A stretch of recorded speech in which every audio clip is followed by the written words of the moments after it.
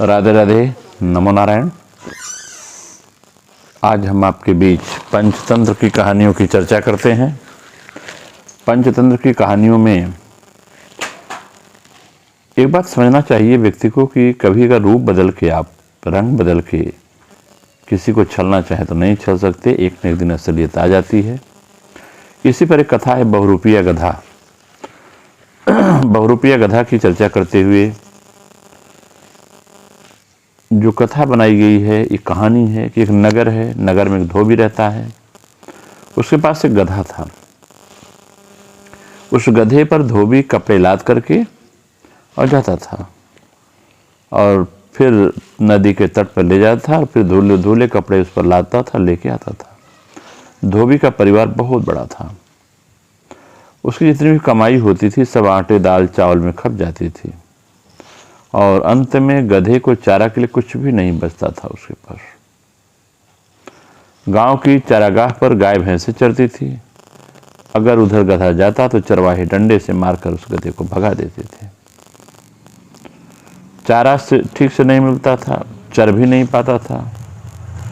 जब पोषण की कमी हो गई तो धीरे धीरे वो गधा दुर्बल होने लगा। धोबी को भी चिंता होने लगी कि क्योंकि कमजोरी के कारण उसकी चाल इतनी धीमी हो गई थी गधे की कि नदी तक पहुंचने से पहले दुगना समय लगने लग रहा था। जिस समय को वह कम समय पार करता था उस दूरी को वह गधा दुगने समय पार करने लगा। धोबी की चिंता होने लगी। एक दिन नदी के किनारे जब धोबी ने कपड़े सुखाने के लिए बिछा रखे थे तो आंधी आई। उस आंधी में कुछ कपड़े इधर उधर उड़ गए। आंधी थमने पर उसे दूर दूर से जाकर कपड़े उठाकर लाना पड़ा।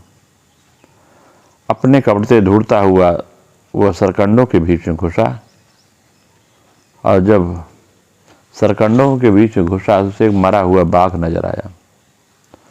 धोबी कपड़े लेकर लौटा और गट्ठर बंधे पर लादने लगा। गधा लड़खड़ाया।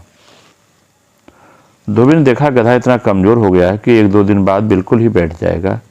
तब धोबी को एक उपाय सूझा। वो सोचने लगा, अगर मैं उस बाघ की खाल उतार कर ले आऊं और रात को इस गधे को वह खाड़ोल कर खेतों की ओर भेजूं तो लोग इसे बाघ समझकर डरेंगे और कोई इसके निकट नहीं आएगा और गधा जो खेत चल लिया करेगा।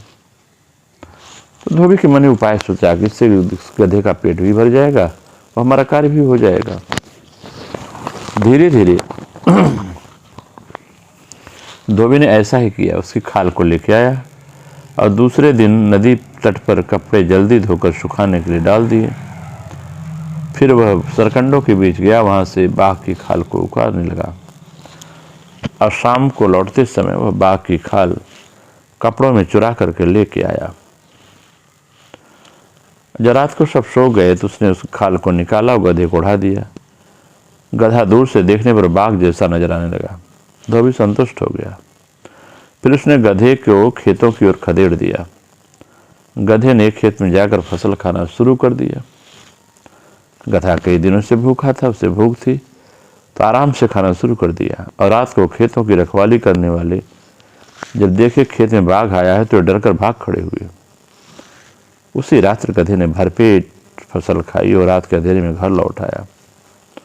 धोबी ने तुरंत उसकी खाल को उतारा और छिपा लिया। अब गधा मजे में आ गया। गधा को स्वस्थ हो गया, धीरे धीरे खाने पी के तैयार हो गया। हर रात धोबी उस खाल उड़ाकर छोड़ देता। गधा सीधे खेतों में पहुंच जाता और मनपसंद फसल खाने लगता। गधे को बाघ समझ करके सब अपने अपने घरों में दुबक कर बैठे रहते थे।